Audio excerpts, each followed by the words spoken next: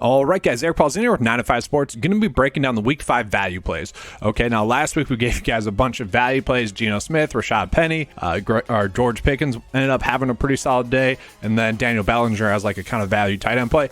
Hopefully we can do the same this week. We'll see. Not as awesome of value plays just yet, but we will see as the slate develops. Okay, so if you guys do enjoy this video, make sure to like and subscribe. That does help with the channel a lot, which thus helps me be able to help you guys out. So without further ado, let's get into the value plays for this week. So starting off with the quarterback position, we do have a lot of players that could go off. Okay, I do want to start off with quarterback Zach Wilson, who I also had as a core play. So at 5.3, I think Zach Wilson is going to be one of the best values on the slate, mostly just due to the fact that he has the best matchup on the slate. The Miami Dolphins have given up 27.5 DK points on average per week to opposing quarterbacks. That is the best or worst, however you want to phrase it. This is the best matchup that you can get on the slate. Okay, now I was watching the film back, and Zach Wilson did not look as bad as what the stats would kind of suggest. He had 2 interceptions. Okay, one wasn't his fault. Then the other one was a 3rd and long play that he threw to the goal line. Okay, trying to make a touchdown. It was like a 40-yard pass that got picked off. Okay, like I'm fine with that. And if you look at kind of his completion percentage, he had a few drops, like Tyler Conklin, a tight end play that I like a decent amount.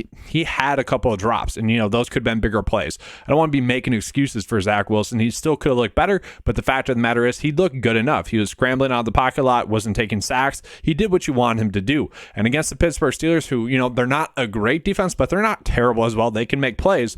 That was encouraging to me. Do I expect 20 DK points once again? Probably not, but at 5.3, if we can get 17 DK points from Zach Wilson, I feel good about this. This isn't Joe Flacco, or this isn't Geno Smith last week. This is more Marcus Mariota, where, he looked good enough. The price point is good enough. The matchup's great. Can he take advantage of it? And that's kind of what we're hoping for, is that he can take advantage of the poor matchup. 5.3, just a cheap price point for someone that should be able to 3X. From there, I really would love Brian Hoyer if he's going to be healthy and active to play. I do not want to be playing quarterback Bailey Zappi if he is active. Okay, he had one kind of fluky touchdown play that was just a wide open play. Okay, the Patriots are going to try to win via the run game, and maybe they'll get like one fluky, play action pass that's wide open again, but I doubt that. If Brian Hoyer is active, he is currently in concussion protocol, he'd be a play that I absolutely love. He actually might become a core play then. He gets the Detroit Lions, which have been the second best matchup on the slate. They have given up 27.4 DK points on average, which is the second best matchup on the slate. Brian Hoyer, started the game out fine, 5 for 6, had 37 yards. Like, that is pretty good production against the Green Bay Packers, who are a good defense. You're going against the Detroit Lions, who are not as good of a defense. I would like Brian Hoyer a decent amount. I think he'd have a great chance to 3X. And the thing with Brian Hoyer is he's not going to be that high owned if he gets activated from the concussion protocol, because people just wouldn't be, thinking about that. They wouldn't be gearing towards that. Okay, so if he is activated, I think he'd be a great value play. And then we're looking at quarterback Teddy Bridgewater. So Teddy Bridgewater actually came in and looked pretty sharp against the Cincinnati Bengals, a defense that has been improving kind of each game. Teddy Bridgewater gets a matchup with the New York Jets, who are about an even keel matchup. They rank out 13th best on the slate. On average, the New York Jets are giving up about 20 DK points per week. Now, that is not terrible, okay? But the thing with Teddy Bridgewater is he has 2 elite receiving weapons in Tyreek Hill and Jalen Waddle. The thing with this offense, too, it's just designed to get it into your playmakers' hands. Okay, so there's not a big gap in the way the offense is going to flow. Get the ball out quick, get it to the playmakers, and let them make a play. Could we see Jalen Waddle or Tyreek Hill take a 5-yard completion into a touchdown? We certainly can. We've seen that a couple of times thus far this season, so it wouldn't be shocking to see Teddy Bridgewater be able to get to 20 DK points in this matchup with the Jets. Okay, fine play. Then I do want to point out quarterback Carson Wentz at 5.7. I think this is a great value buying opportunity as well. You look at his passing attempts thus far, he's seen over 40 passing attempts in each game thus far. Okay, he has looked very rough the last 2 weeks against the Dallas defense and against the Eagles defense. We've seen what he's done against some easier defenses. Jacksonville's not terrible, but Detroit, we know they're terrible. He went for 31 DK points. Now he gets a matchup with the Tennessee Titans, which are a defense that you want to be attacking. They've given up the 4th most DK points to opposing quarterbacks at 24.4 DK points per game. Carson Wentz, if he's going to be throwing 40 times, he should be able to get to 20 DK points, okay? Just needs to get a couple more touchdowns. He's probably going to have a couple of turnovers. I think he'll be productive, okay? It's more of a stacking play, more of a low-on play, but he could easily go off and kind of break the slate once again like he did the first 2 weeks. All right, so from there, we are going to be looking at the running back position, and honestly, the biggest plays I like at running back are going to be the New England Patriots. If Bailey Zappi is going to be the quarterback, they are going to commit to the run. And that means both Damian Harris and Rhamondre Stevenson are both very cheap. Now, Damian Harris has not been playing as many snaps as we would like. He's only playing about 40% of the running back snaps there for the New England Patriots. The thing with it is he has a high opportunity per snap. He's at about 0.62 opportunities per snap. So in over 50% of the snaps that he's getting an opportunity. We saw that last week where he had, 18 rushing attempts and 1 target, was able to score a touchdown. He is more of a touchdown dependent play, but could he get, 100 yards and a touchdown against this Detroit Lions defense? He certainly can. And they are going to try to get around and pound. That is going to be the route that I want to go with the most for the Patriots. And the question maybe you're asking yourself is, can I play both of them? Can I play both Damian Harris and Rhamondre Stevenson? You probably don't want to, but I could see a path in which both of them get over 15 DK points. Okay, Rhamondre Stevenson, in kind of a similar matchup against the Baltimore Ravens, had 20 DK points, 2 weeks ago. Last week against Green Bay, he rushed the ball pretty well. Had 5 targets in that game, had 5 targets the week prior, 12.9 DK points last week without a touchdown. Okay, Rhamondre Stevenson is getting over 52% of the snaps. He's getting a majority of the snaps now, around 60% over the last few weeks now. So Rhamondre Stevenson is the player that you probably want to go out of your way the most because those targets kind of increase his floor. If we can get 6 DK points from him in the passing game, maybe we can get a touchdown as well. We just know that the Detroit Lions defense, our defense you want to be attacking, like Rashad Penny was able to do last week, that'd be awesome. But I do think it's going to be split up between Stevenson and Harris, okay? I like Stevenson the most, but both of them are going to be values. Both of them could go off. The Detroit Lions have given up 31.7 DK points per game to opposing running backs. And then I do just want to point out Tyler Algier at 4.7. Now, yes, he's going against the Tampa Bay Buccaneers, a defense that you want to stay away from, okay? And I'm not saying, like, you need to play Tyler Algier. I'm saying if he falls into the end zone while getting around, 15 rushing attempts, which he should with Cordero Patterson on the IR, then I like him. Now, is he locked into that number 1 role? Maybe not. They do have other bodies there that could go out and produce. It could be more of the hot hand approach, but I do think Tyler Algier is going to start. You look at what he's been able to do each and every week. He kind of looks better as the game progresses.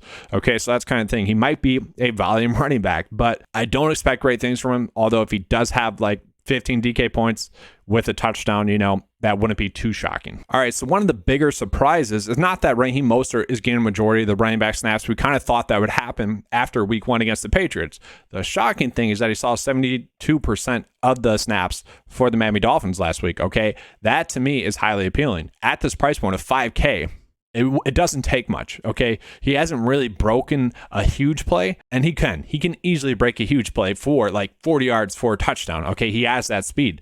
It just hasn't happened yet. But if he's going to continue to play, 70% of the snaps in an offense that's pretty appealing, even with Teddy Bridgewater in at quarterback, those touchdowns are eventually going to happen. And at $5K, that seems like a great buying opportunity. That seems like a great value play. Someone that easily could get to 20 DK points and you wouldn't, go too crazy with it. Like give him maybe 1 more catch and a touchdown. He's there in 2 games almost. Okay. And if he's going to be playing that many snaps, you're getting a couple more opportunities per game. I think that's solid. Chase Edmonds has had his chances to score touchdowns and he has converted. Eventually those could go to Raheem Mostert's way and then he'd be a great value at $5K. Now I do just want to point out the New York Jets receiver value. We're switching into receivers here. The Jets have some great receiver value plays that you can go with. I still think Elijah Moore is kind of due for a big game. He's just playing too many snaps to not have a bigger game, okay? He's getting over 90% of the snaps for the New York Jets. He is on the field a ton, and he's looked good when he's gotten the ball. The issue with Elijah Moore is that Corey Davis has looked great, okay, and he's been producing as well.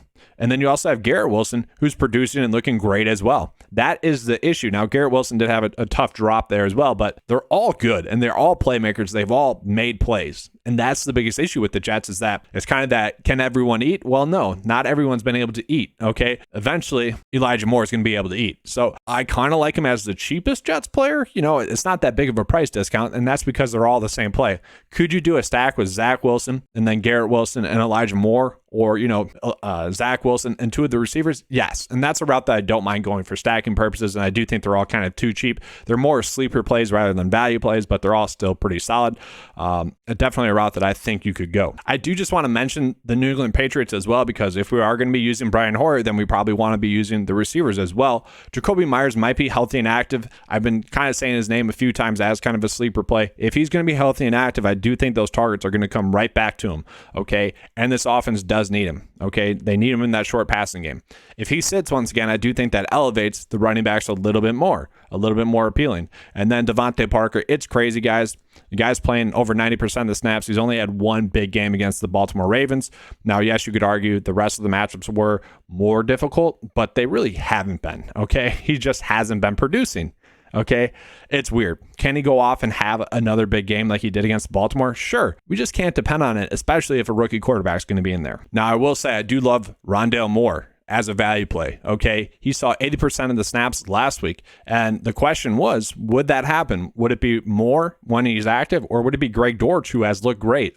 They went to Rondale Moore. They like Rondale Moore better, apparently, okay? He saw 5 targets. He was able to score 3.7 DK points, which isn't a lot. And that's the issue. 5 targets, 3 receptions for 11 yards. Like, is that going to continue to happen where he only gets, 11 yards?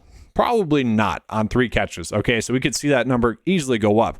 It's not that hard for him to be able to 3x at this price point. We look at what Greg Dortch did when he was in that role. Greg Dortch was able to produce and score over 10 DK points each time. So if he can get Rondale Moore in that same role at 4.1, that's highly appealing to me because those targets should be there. But maybe the fact of the matter is just that Moore is not as good as Greg Dortch, and the Cardinals just need to see that. We'll see. I tend to believe the coaches know what they're doing. Zay Jones is probably someone that's going to be higher owned than you would like, but if he's going to be healthy and active in this game against Houston, I do like that a decent amount. Zay Jones is playing in over 75% of the snaps for the Jaguars, and he is getting targeted a lot. He's seen 0.15 opportunities per snap, which is pretty good. We like that. And so if those targets can continue to be there for him, he should be able to produce. And he's another one of those guys that it wouldn't be hard to imagine him getting to 3x at this price point, especially against Houston, which is the defense that has been getting poorer and poorer each week. Then I do just want to point out Tom Kennedy, if St. Brown is going to be out again, and then if DJ Chark is going to be out again, those are 2 big question marks. Okay,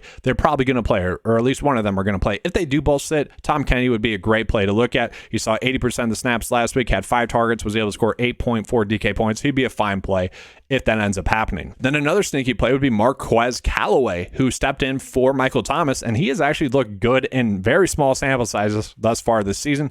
Last week, he saw 6 targets, was able to score 8.3 DK points on those 6 targets, and he is someone that actually ended up playing a ton of snaps, over 95% of the snaps last week, which is crazy. So obviously, if we can get Marquez Callaway in it's not a great matchup, but it's not a terrible matchup. Like the Seattle Seahawks defense, you can beat them via the passing game. I know that hasn't happened thus far, but I do think it's eventually going to happen. So Marquez Callaway at 3.3 would be another interesting value play receiver deep dive if you have to go that far. Then I do just want to point out Cade Otton, who had a decent amount of snaps last week, was able to see 4 targets, saw over 50% of the snaps. If he's going to be getting that snap percentage again, there is a path to which the minimum price Cade Otton can get to value, can score, 7 DK points, because it doesn't take that much. Okay. Is he a safe play? No. Could he get 0? Yes, he could. And that's kind of the problem with him, is that he's not a lock and load play. Just something interesting is Parker Hesse, I believe that's how you say his name, saw 87% of the snaps last week. Now, he is someone that hasn't been producing at all tight end wise as well, but he is the minimum price for a guy that's getting a lot of snaps. Could he produce? Sure, he definitely could. I'm fine with that. For me personally, at tight end position, you guys probably already know where I'm going. I still like Tyler Higbee. Now, he's not really a value play anymore, not really even a sleeper anymore, but still at a good price point. And then Tyler Conklin, he could have had a much bigger game than he had. He had 2 bad drops. His 2 missed receptions were 2 bad drops. He easily should have been able to get to like 12 DK points last week. Good news is those points were there. The bad news was he didn't convert them. That could keep his ownership a little bit lower. A lot of narratives going out there that Zach Wilson's not going to get him the ball as much anymore. Simply not true. He was still used the exact same way that he was last week. He just needs to be able to make those plays. All right, but that's all I have for you guys for this video. If you guys want to become a 9to5 member, get access to the cheat sheet tool and the lineup builder. That's included in the 9to5 membership, which is mostly a golf membership, but it does have that NFL DFS stuff included for you. It is $10 a month as well. But that's all I have for you guys for this video. If you enjoyed it, please give me a like and subscribe. That helps out the channel a lot. Let's have a good week, guys. And as always, let's keep cashing.